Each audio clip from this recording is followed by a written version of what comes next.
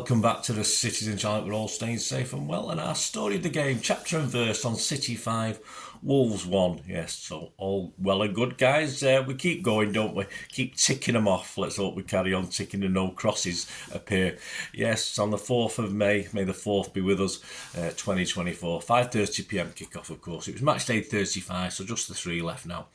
Please check out my player ratings show, of course, including Mr. Simon Bukowski's ratings from the evening news as well, and see how we compare. I think one I scored higher, the rest I think I was a bit less or the same as Simon, but it was a great team performance, wasn't it? But check that out, guys, if you get a chance. Please, if you're new to the channel, push that subscribe button, push the bell notifications, everything. City past, present, as long as I can keep going, and my voice can keep going, more importantly as well. So great to have you on board. You'll see stuff on film and TV as well, another passion of mine. So if that's of any interest, or you know somebody might be interested, give them a kick in my direction. I'll be very, very grateful.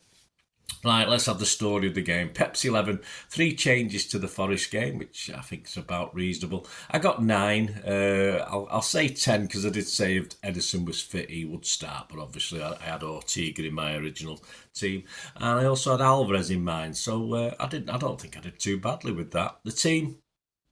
Who came in? Yeah, Foden, Haaland and Kovacic all came in to the side that defeated Forest last week. Making way, of course, was Alvarez, Doku and Jack Grealish. Probably a good decision by Pep, actually. I can see more games without a Doku and a Grealish over the next 3 or 4 games. Well, that's all that's left, isn't it? City 11, Edison, Walker, Akanji, Aki, Gvardiol, Rodri, Kovacic, De Bruyne, Foden, Bernardo, Haaland. Subs, Ortega, Diaz, Stones, Grealish, Doku, Alvarez, Gomez, Nunes and Lewis. So strong bench. Wolves, Sarr, Semedo, Totti, Kilman, Bueno, Traore, Gomez, Lamina, Alt-Nouri, Kuna and Hwang. Their subs, Bentley, Doherty, Bueno, Sarabia, Bellegarde, Gonzalez, Okudawa, Chirewa and Fraser. There you go, I got through them all right, didn't I? Story of the game, yes, chapter 1, well, we have to have a mention. El Mago was back, wasn't he? David Silva was back, nice to see him at the Etihad. Shame we, of course, never got a chance to have a real testimonial, or say a proper goodbye, wasn't it? But he stepped onto the pitch with his family, all looked well and good, so that's all that matters. Welcome back, legend, anyway. On to the game itself, chapter 2. Gary O'Neill will be on tranquilizers. Yes, of course, Gary O'Neill had to sit this one out because he had a touchline ban. I think he was a bit angry about VAR. He was probably angry about VAR with this one, wasn't he? On 10 minutes, some nice interplay. That City, it can't be a Bermuda Triangle, although it makes other teams get a little bit lost, doesn't it? The City Triangle of KDB to Foden over to Bernardo, and he dinked across over to the back post. Gvardiol sort of like the centre spot, but about 5 yards further back. Gvardiol smacks it over the bar on the bounce, but of course he's caught by Alt-Nouri. I think he got his shot before he was fouled. I don't know what the rules are, to be honest, but the referee pauses and then gives the penalty. And of course, not enough for the VAR to overturn that. So good job, Gary O'Neill hasn't had a touchline ban. He'd probably be getting another, wouldn't he, on that one? But yeah, I could see that being given. I could see it not being given, but perhaps a little bit fortunate. Not as fortunate as Arsenal, mind you, but hey, there you go. And of course, 12 minutes early.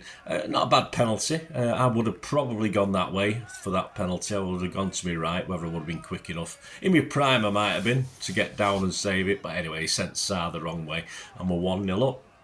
Chapter 3, a sighter for Erling. Yeah, 17 minutes. Bernardo, after link up with Rodgers on the right side of the area, puts a cross again towards Ireland. He rises like a killer whale after a seal, you know, where they toss him up in the air, he rolls in the air, and powered a header back across goal. But of course, Sarr managed to get his left hand out, and a pretty good save from Sarr, in fairness. But well done, Erling. We'll talk about his heading technique in a moment, because at chapter 4, this time it counts, of course. It's 2-0. Akanji, not the greatest ball to Rodgers in the middle of the pitch, didn't quite control it properly. But then Rodri managed to nick it back in midfield and found KDB, who gave it back to Rodri, who threw a lovely cross again beyond the far post. Haaland towered frighteningly, I think the Guardian used that word, it was scary, over Semedo. I put he's about 6 feet in the air, probably wasn't that much in the air, but almost. Planted a precise header back across Sarr and into the far corner this time. No chance for Sarr this one. And I must admit, I've been having a go at his heading, but he did admit that he's been having a few words of wisdom from his dad. I think I'm not having that. I think Erling watches me on Bolt from the Blue and Ray's show, and has gone out and practiced heading a little bit, and that's what he's done. So you're welcome, Erling, mate. I mean, I know you said it's your dad's been helping you, but I'm not having that. Chapter 5, get to the monitor post, and yes, a bonus for us really going into half time. 44 minutes of VAR check for a penalty. Haaland was in his own half. He laid it back to Kovacic, who then puts a superb ball through. And Haaland, once he's on the run, there's very few defenders can get to him. And of course, this defender didn't get to him. It was a clumsy tackle at the end. And we couldn't really tell at the game because Haaland sort of didn't react as though he'd been fouled. But of course, Semedo looked sort of took his leg rather than the ball. And of course, Pawson was sent over to VAR. And after a few rewatches, he didn't do it first time, did he? It must have took him at least a minute. Of course, there was contact, and quite rightly, probably more than the first one, a penalty. And of course, it's 3-0 for City. Haaland in the 47th minute, I think, by the time he tucked it away. And it's his first hat-trick, completes the first half hat-trick, not his first hat-trick, he's done a load of them. And of course, he went the same way with that one. I think he hit it slightly harder, and I think he hit it slightly more to the right. So Sarr chose right, but obviously got a little bit of a finger to it, but couldn't keep it out. Chapter 6, not so smooth. Gvardiol, chance to make 4-0. Yes, 52 minutes plus 7 minutes we've gone into now in the first half. He also almost made it 4-0. A De Bruyne corner led to a bit of a scramble. And Gvardiol then off balance couldn't sort of force the ball past Sarr from close range. But anyway, half time 3-0. More goals, please, City. I've commented. Our energy levels looked high for this one. And this was a bit more like the high-tempo pressing City that we know and love, of course, after looking tired in a few games, a bit leggy. Chapter 7, from nothing they get one. Yes, 53 minutes. We let a goal in, unfortunately. Under pressure, Forrest pick up an Edison. Edison's under pressure. His clearance is picked up and put back in. Semedo found Bellegarde, I think, on the right.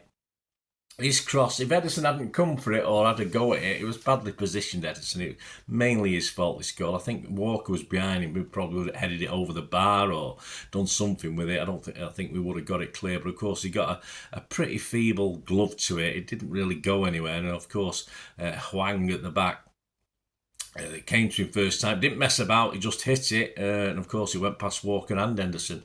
A mistake from Edison really there. Perhaps he, on the right hand side, we got our left-sided Aki. I think Gvardiol got dragged inside in the build up to that. I think Aki ended up chasing but obviously there was too much space on that right hand side. But generally, obviously, overall, I think Edison was probably the biggest at fault for that. Can he afford to make these sort of mistakes with Ortega lurking? Possibly. I'll be honest with you. I think Pep will still play him no matter what next time. Chapter 8, for he's a jolly good fellow. Yes, another goal. It's 4-1. Didn't have to wait long, did we?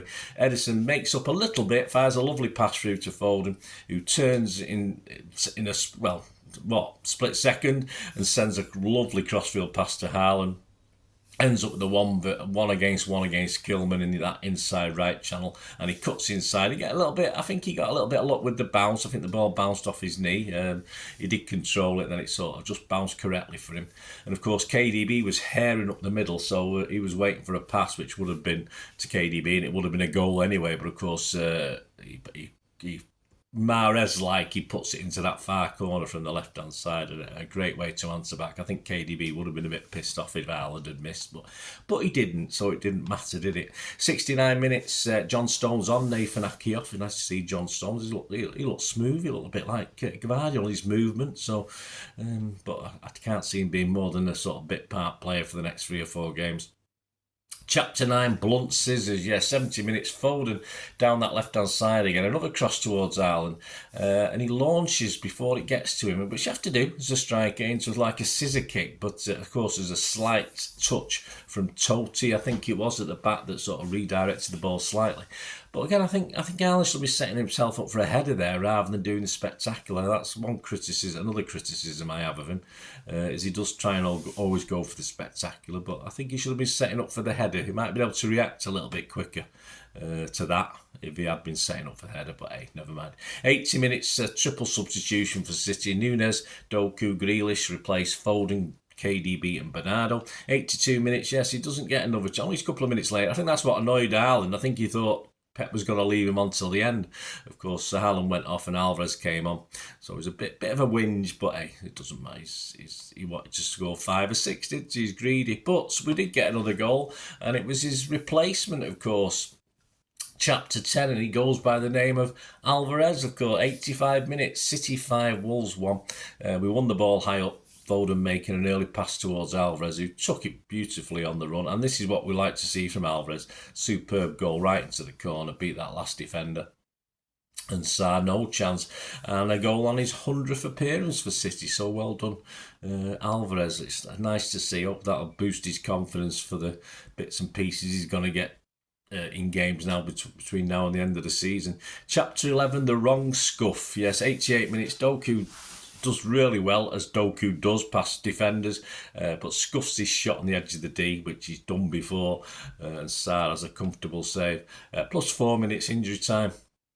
Chapter 12, just another time for another chance. 6-1 would have been nice, wouldn't it? Another goal picked up, but no Nunes, of course. A Doku cross again. It was controlled by Nunes, but he should have probably hit it first time, trying to control it, sort of it didn't sort of work, and of course it was saved by the keeper. But he probably thought he could, against his old team as well. I think Nunes perhaps could have done a little bit better there. Match stats, shots, City 20, 12 on target, them just 2 shots, 1 on target, 1 goal, there you go. Possession 59% for City, 606 passes against their 438. Pass accuracy, okay, but not our best, 90%, theirs was 84, which is fine. Fouls, just 4 from City, 17 by Wolves, so quite I won't say they were dirty, but physical. Yellows, 4 for them, none for us, 2 offsides each, and 6 corners for us, zilch for them. The XG philosophy, around about, of course, first half, 2.32 for City, 2.3, 2.35. Nothing for Wolves in the first half. And by the end of the match, City 3.63 and Wolves 0.47, or there or thereabouts. Similar. I think we really worked hard as a team today. To sum up, the Wolves goal came from nothing really. A bit disappointing. We'd looked a bit lax on that one. We'd gone to sleep a little bit, of course, being 3-0 up at the time. But generally, overall, I thought the team looked up for it. Worked really hard, and we're going to take this to the very end, aren't we, guys? It's as simple as that. 3 more big games to come in the league, plus a game that will stuff that lot down the road in the final of the FA Cup. So the table, Arsenal still top, of course, a point ahead, but we got a game in hand. Arsenal played 36, 83 points, plus 60 goal difference, so the 6 better than us. We're on plus 54, we're second, a point behind, and Liverpool are now, almost mathematically out of it anyway. Played 35, 75 points with a plus 41 goal difference. Wolves, for their sort of place in 11th, played 36, 46 points, and minus 11 goal difference. I think they'll be reasonably happy with that. So there you go, guys. Hope you enjoyed that. Let me know any thoughts you've had. If you enjoyed the game, let me know your thoughts on the game. As I said, please check out my player rating show. And lots coming up on the channel. Of course, I've got a 2-part tribute to Ian Mellor. Rest in peace. Sadly passed away. So I enjoyed doing that. A lot of good memories, sort of my formative years going to Main Road in the late 60s, 70s. So great to talk about Ian Mellor. Please check that out when it comes out in the next few days, parts 1 and 2. I didn't know that. Of course, I'll look inside the City Wolves programme. The Fulham Premier League years, that script's been done for that. I've not recorded it yet, but the script's been done, so that'll be out this week sometime. Got to squeeze all these in. And of course, the Pepsi 11 will be out 2 or 3 days before the match against Fulham, which is our next biggie game, isn't it? Hey yo guys, thanks for watching. Let us know your thoughts, let us know your comments. Great to hear from you. To meet again. Oh, that's one thing, don't I? Please stay safe, Blues. Come on, City. Bye for now.